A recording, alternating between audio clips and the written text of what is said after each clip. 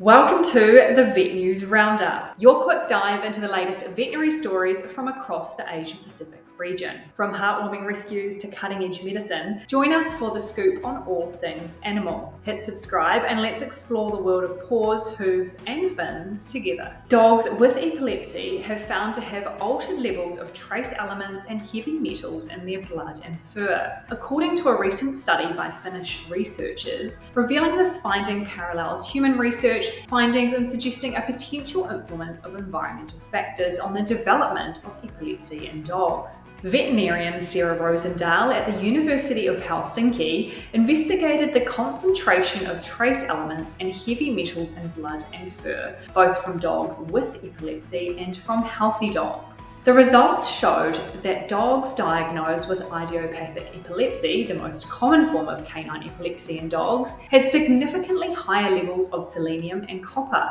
and lower levels of chromium in the blood and fur compared to healthy dogs. Selenium and copper are important trace elements that dogs need, but at excessive levels they can also have harmful effects on the body. Chromium is a trace element with importance for blood sugar balance. Sarah said, "We need more research to understand the role of these trace elements in the onset and development of epilepsy." The Philippines Veterinary Medical Association's 91st Congress was held last week. The Singapore vet team attended to support and meet the local vets, partners and exhibitors. Here are just a few of the highlights of this incredibly successful event, including an interview with Dr. Jamar, a historic first where the Singapore Vet Show and PVMA 2024 partnership was signed during the MOU signing ceremony, alongside hundreds of PVMA officials, members and associates. So you see, the Singapore Vet Show is uniquely Asian, uniquely regional, and yet it's very international. And having the support of regional vet associations such as the PVMA, not only brings in diversity, but enriches our conference programs' depth and scope. So today's MOU signing ceremony is like a first and historical one, and there is no better way to continue our partnership than to do it here today with all of PVMA's members and associates bearing witness. Okay, so what is one thing that you look forward to for 2024's show? I like being, how is it very organized? I like the food, the ambience, everything. And the speakers that you invited in the vet show. So, first of all, Doc, I just want to know, what do you look for in a veterinary conference? Yes, the number one, there are three things that I really look for in the veterinary conference. Number one is relevance. It should be relevant to my area of practice and interests.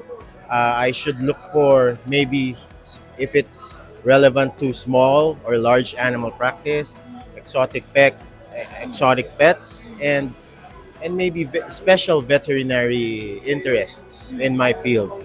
A very big thank you to the PVMA committee and Filipino vets for welcoming us to your event. And we really look forward to having you all attend the Singapore Vet Show. The World Small Animal Veterinary Association has produced a position statement expressing its opposition to the physical alteration of an animal's body for cosmetic or behavioural control reasons. It also calls on veterinary teams to educate their clients regarding the harm that these procedures can cause and counsel them as to how to improve their animals' welfare and living conditions.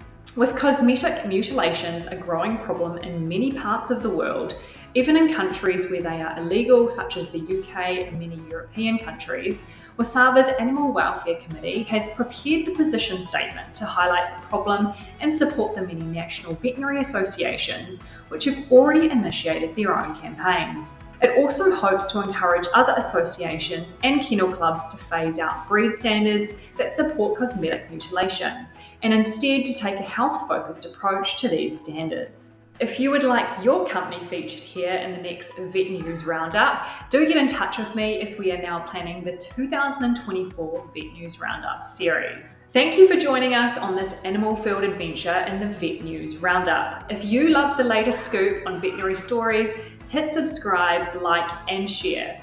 And stay tuned for more heartwarming tales and exciting breakthroughs. Until next time, keep those tails wagging and paws exploring.